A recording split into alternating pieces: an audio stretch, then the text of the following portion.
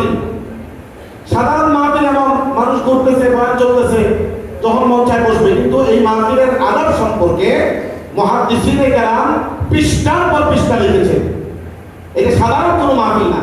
আর এখানে সাধারণ সবাই কথা বলবে না, সবাই বয়ান করেন না। অত্যন্ত গভীর, অত্যন্ত পতিত যশা যারা দীর্ঘদিন হাদিসের খেদমত করেছেন, ওনারাই কথা বলবেন, ওনারাই তাকরিরাত পেশ করবেন।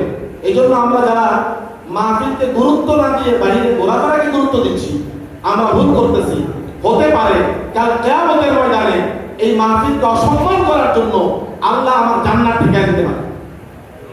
এজন্য আপনি মাহফিলের লাইট ব্যবহার করে করতেছেন, অন্য জায়গায় যে জায়গায় লাইট চলবে না অন্যদিন, আজকে সেই জায়গায় লাইটিং হচ্ছে, আপনি মাহফিলের আলো ব্যবহার করছেন কিন্তু মাহফিল আসতেছেন না। এটা খেয়ানত। এই খেয়ানতের কারণে হতে পারে আল্লাহ তাআলা জান্নাতের টিকিট হয়ে গেছে, ব্যাক করাই দিতে পারে। নাউজুবিল্লাহ বলেন সবাই। এই জন্য যারা বাইরে ঘুরছি, স্বেচ্ছাসেবক যারা আছেন, সকলকে মসজিদে পাঠিয়ে দিন, মাহফিলকে আমরা সুন্দর করার চেষ্টা করি। আল্লাহ পাক আমাদেরকে এখান থেকে বরকত নেওয়ার তৌফিক দান করেন। বড় কাটারা মাদ্রাসা উম্মুল মাদারিস ঢাকায়, এটার আগে তেমন কোনো মাদ্রাসা ছিল না।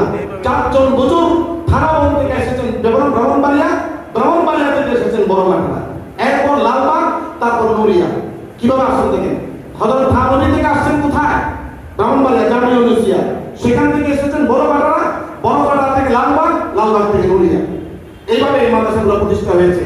4 জন কুতুবের জামান এই মাদ্রাসার বুনিয়াদ রেখেছেন। এটা সাধারণ কোনো মাদ্রাসা নয়, এটা সাধারণ কোনো বৈঠক নয়, এটা সাধারণ কোনো মজলিস নয়।